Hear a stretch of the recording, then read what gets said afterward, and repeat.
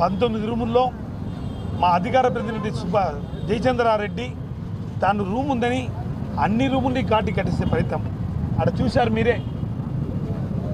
Corporation ఒక toilet 30 లక్షల రూపాయలతో కట్టింది, అదేమో రోడ్డు మీదకి ఉంది. వీళ్ళ రూములన్నీ ఎనిక్కి ఉన్నాయి. ఎంక్రోచ్మెంట్ అంటే ట్రేడ్ లైసెన్స్ కడుతున్నారు, అడ్వర్టైజ్మెంట్ ట్యాక్స్ కడుతున్నారు, అన్నీ కడతానే కూడా ఎటువంటి పబ్లిక్ కానీ ఎవరు కానీ ఎంక్రోచ్మెంట్స్కి లేకుండా లోపలికి వాళ్ళ ఎంక్రోచ్మెంట్స్ కొద్దిగా అంతో ఇంతో ఉంటే పూర్తిగా అన్ని రూముల్ని కూడా డెమాలిష్ చేసే ప్రయత్నం చేయడం జరిగింది.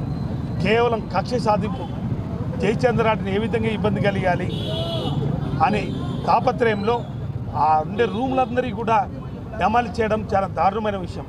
నిజంగా వాళ్ళందరూ కూడా 2007 ఆ దివంగత డాక్టర్ వైఎస్ రాజశేఖర రెడ్డి గారు అధికారంలో ఉన్నప్పుడు అప్పుడు అందరూ కలిసి ఈ రూముల్ని వేలం వేసుకొని పబ్లిక్ యాక్షన్లో వేలం వేసుకొని ఆ రోజుల్లో 5 లక్షలు 6 లక్షలు రూపాయలు 7,50,000 రూపాయలు రూము పాటలు పాడుకొని ఈరోజు కూడా రెంట్లు కడుతూ వాళ్ళకి వ్యాపారం జరిగినా కూడా జరగకపోయినా కూడా కరోనా టైంలో 2.5 సంవత్సరం మూసినా కూడా రెంటు బరాయిస్తూ వాళ్ళ రూములు నడుపుకుంటుంటే ఆ రూముల్ని డెమాలిష్ చేసే కార్యక్రమం చూశారు. మీరు అందరూ చూశారు. ఈరోజు కడప నగరంలో ఒక నియంత పరిపాలన జరుగుతుంది.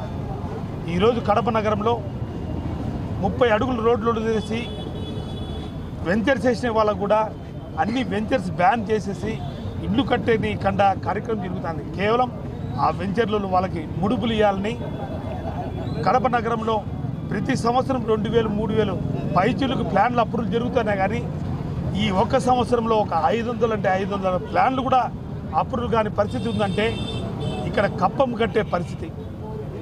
మొన్న ఒక సంవత్సరంలో ఈరోజు కడప నగరంలో ఎక్కడ చూసినా నియంత పరిపాలన, ఎంతో ప్రశాంతంగా వ్యాపారాలు చేసుకుంటూ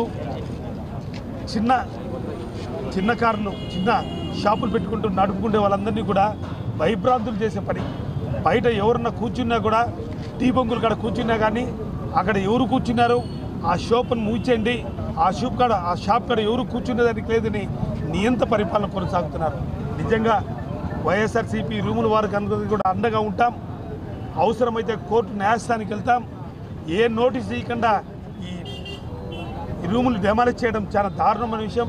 ఎవరికైనా ఒక హక్కు ఉంటుంది, ముందు నోటీస్ ఇవ్వాలి, దానికి 15 రోజులు టైం ఇవ్వాలి, వాళ్ళు రిమూవ్ చేయకుంటే రిమూవ్ చేయాలి. కానీ